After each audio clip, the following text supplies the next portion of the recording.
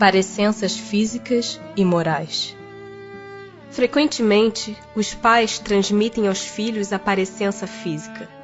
Transmitirão também alguma parecença moral? Não, que diferentes são as almas ou espíritos de uns e outros. O corpo deriva do corpo, mas o espírito não procede do espírito. Entre os descendentes das raças, apenas há consanguinidade. De onde se originam as parecenças morais que costuma haver entre pais e filhos? É que uns e outros são espíritos simpáticos, que reciprocamente se atraíram pela analogia dos pendores. Nenhuma influência exercem os espíritos dos pais sobre o filho depois do nascimento deste? Ao contrário, bem grande influência exercem. Conforme já dissemos, os espíritos têm que contribuir para o progresso uns dos outros.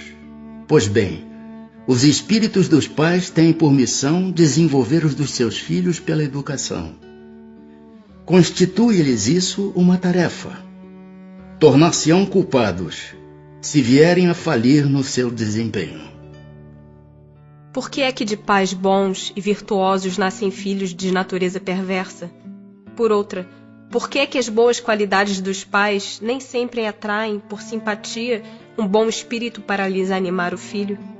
Não é raro que um mau espírito peça-lhe sejam dados bons pais, na esperança de que seus conselhos o encaminhem por melhor senda.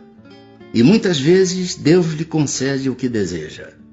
Pelos seus pensamentos e preces, podem os pais atrair para o corpo em formação do filho um bom espírito, de preferência a um inferior? Não, mas podem melhorar o espírito do filho que lhes nasceu e está confiado. Esse é o dever deles. Os maus filhos são uma provação para os pais.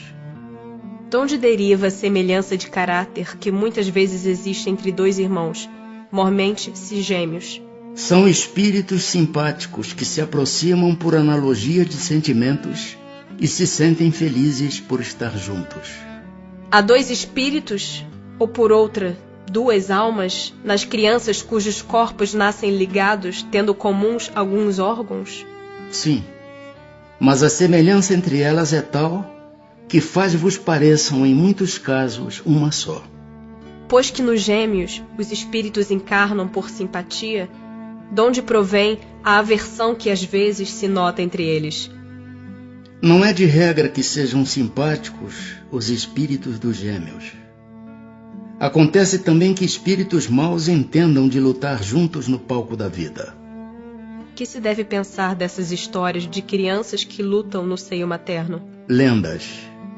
Para significarem quão inveterado era o ódio que reciprocamente se votavam, figuram-no a se fazer sentir antes do nascimento delas. Em geral, não levais muito em conta as imagens poéticas.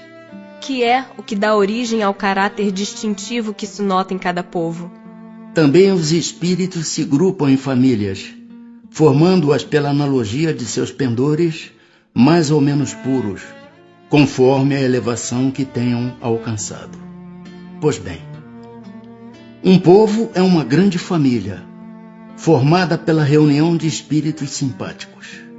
Na tendência que apresentam os membros dessas famílias para se unirem, é que está a origem da semelhança que, existindo entre os indivíduos, constitui o caráter distintivo de cada povo.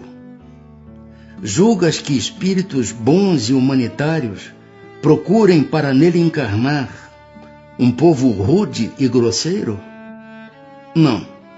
Os espíritos simpatizam com as coletividades, como simpatizam com os indivíduos. Naquelas em cujo seio se encontrem, eles se acham no meio que lhes é próprio. Em suas novas existências, conservará o espírito traços do caráter moral de suas existências anteriores? Isso pode dar-se, mas melhorando-se ele muda. Pode também acontecer que sua posição social venha a ser outra. Se de senhor passa a escravo, inteiramente diversos serão os seus gostos e dificilmente o reconhecerias, sendo o espírito sempre o mesmo nas diversas encarnações. podem existir certas analogias entre as suas manifestações, se bem que modificadas pelos hábitos da posição que ocupe, até que um aperfeiçoamento notável lhe haja mudado completamente o caráter, porquanto de orgulhoso e mau pode tornar-se humilde e bondoso, se arrependeu. E do caráter físico de suas existências pretéritas, conserva o espírito traços nas suas existências posteriores? O novo corpo que ele toma nenhuma relação tem com o que foi anteriormente destruído. Entretanto, o espírito se reflete no corpo. Sem dúvida que este é unicamente matéria. Porém, nada obstante, se modela pelas capacidades do espírito, que lhe imprime certo cunho, sobretudo ao rosto, pelo que é verdadeiro dizer-se que os olhos são o espelho da alma, isto é, que o semblante do indivíduo lhe reflete de modo particular a alma. Assim é que uma pessoa excessivamente feia, quando nela habita um espírito bom, criterioso, humanitário, tem qualquer coisa que agrada, ao passo que há rostos belíssimos que nenhuma impressão te causam, que até chegam a inspirar-te repulsão. Poderias supor que somente corpos bem moldados servem de envoltório aos mais perfeitos espíritos, quando o certo é que todos os dias deparas com homens de bem sob um exterior disforme, sem que haja pronunciada parecença. A semelhança dos gostos e das inclinações pode, portanto, dar lugar ao que se chama um ar de família.